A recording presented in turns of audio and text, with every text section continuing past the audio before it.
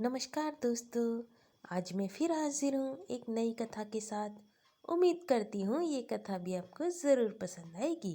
अगर ये कथा आपको पसंद आए तो प्लीज़ लाइक करें, सब्सक्राइब करें और हाँ दोस्तों, बेल आइकन दबाना बिल्कुल ना भूलें। तो प्रारंभ करते हैं आज की कथा। आज की कथा का शीर्षक है लक्ष्मण और रावण का युद्ध क्यों हुआ।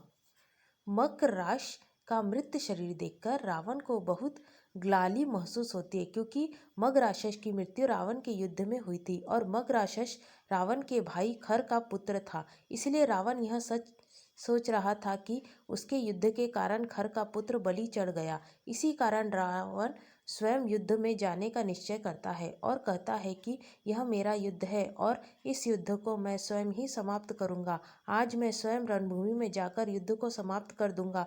अगर यह युद्ध लंबा चला तो यह लंका के हित में नहीं है। रावण की यह घोषणा सुनकर उसका पुत्र इंद्रजीत स्वयं युद्ध में जाने की बात कहता है, लेकिन रावण उसे भी नकार देता है और कहता है कि यह मेरी लड़ाई है, इसलिए सबसे पहले मुझे ही सामना करना पड़ेगा। क्रोध के कारण वंश में रावण अपने सेनापति को आदेश देता है कि मेरे साथ सेना को युद्ध में जाने के लिए तैयार करो। सेना के एक नए टुकड़ी को साथ लेकर लंकापति रावण बाहर युद्ध भूमि में आता है और आते ही गरजता हुआ अपने धनुष की प्रदंचा खींचता है। रावण के धनुष की प्रदंचा के डकार से आसमान में बिजली कड़कने लगती है।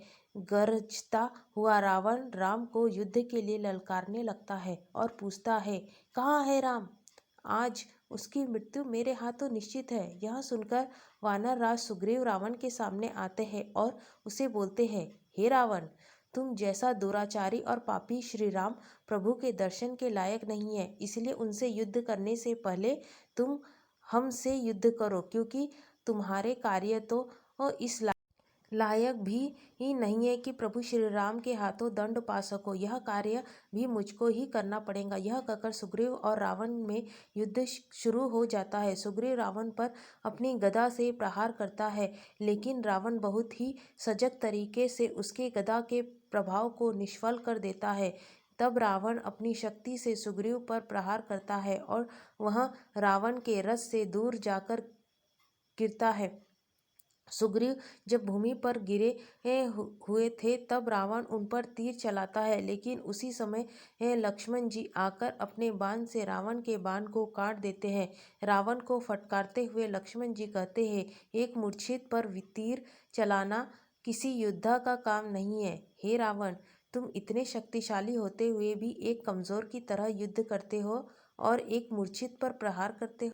लक्ष्मण जी की बातें सुनकर रावण उनकी इस तरह की बातों की हंसी उड़ाने लगता है और बोलते हैं कि वनवासी छोकरे, ये धर्म और नीति तुम जैसे साधारणतः मानव की बातें हैं। मेरे जैसा शक्तिशाली राजा जो करता है वही धर्म है। जब लक्ष्मण जी रावण को जवाब देते हैं कि तुम सही कहते हो कि धर्म, सदाचार और नीति आदि मनुष्य के गुण हैं, लेकिन तुम एक मनुष्य नहीं बल्कि एक पापी असुर और एक लपंक दुराचारी हो, जिसे किसी भी चीज़ का ज्ञान नहीं। लक्ष्मण की इस बात को रावण अपना अपमान समझता है और उस पर घातक बाण चलाता है। रावण के तीर के जवाब में लक्ष्मण जी भी अपने बाण चलाते हैं और दोनों में युद्ध आरंभ हो जाता है। कुछ ही समय बाद रावण लक्ष्मण पर भारी पड़ने लगते हैं और रावण अपने जहरीले अस्त्र द्वारा लक्ष्मण जी को मूर्छित कर देता है। लक्ष्मण जी के मूर्छित होते ही अंगद और जामवंत उन्हें वहां से लेकर जाने लगते हैं। तभी रावण मूर्छित हुए लक्ष्मण पर भी बाण चलाने की कोशिश करता है, लेकिन बजरंगबली हनुमान रावण के सामने आ जाते हैं और उस पर प्रहार करते हैं। तो दोस्तों, ये थे लक्ष्मण जी और रावण जी के बीच के युद्ध की कथा। दोस्तों, उम्मीद करती हूँ ये कथा आपको ज़रूर पसंद आएंगी। ये कथा आपको पसंद आए तो प्लीज़ लाइक करें, सब्सक्राइब करें और हाँ दोस्तों, बेल आइकन दबाना बिल्कुल ना भूलें। तो नमस्कार, धन्यवाद, बाय बाय।